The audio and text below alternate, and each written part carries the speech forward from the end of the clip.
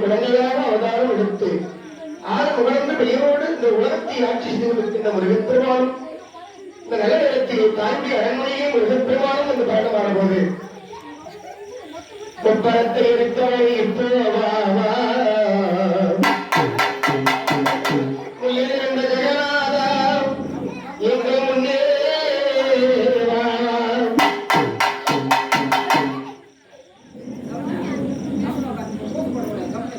எப்பொழுதும் துதிப்பவளே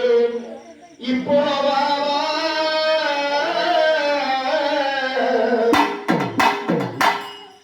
எப்பொழுதும் துதிப்பவளே இப்போ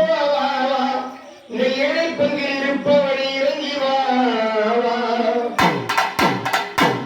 ஒப்பில்லா மணி விளக்கி ஒளி போல் வாவா ஓம் நமோ நாராயணா என்று உணர்ந்து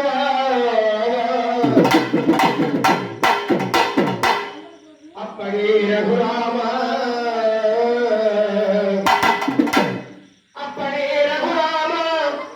செங்கருடன் மீது ஏறி வந்து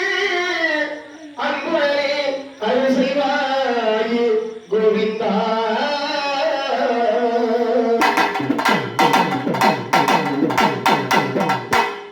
சீரும் சிறப்புமாக ஏழு வழியிலே வாழ்ந்தவரண்டு என்பதுதான் உலகமெல்லாம் படியெடுத்துக் கொண்டிருக்கின்ற நாராயணன்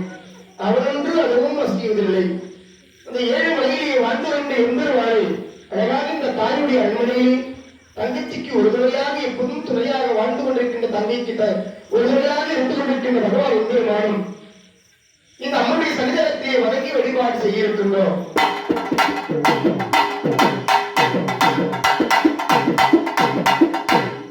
கண்ணன் வந்தான்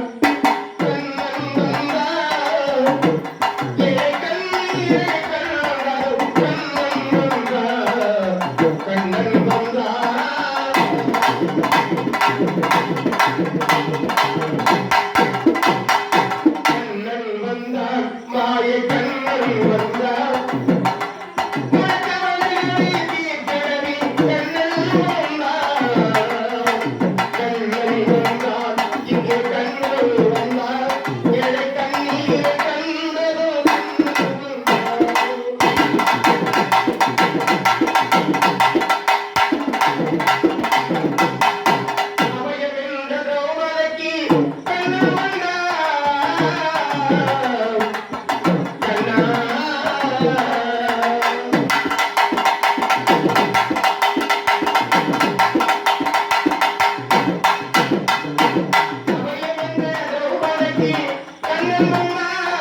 Thank you.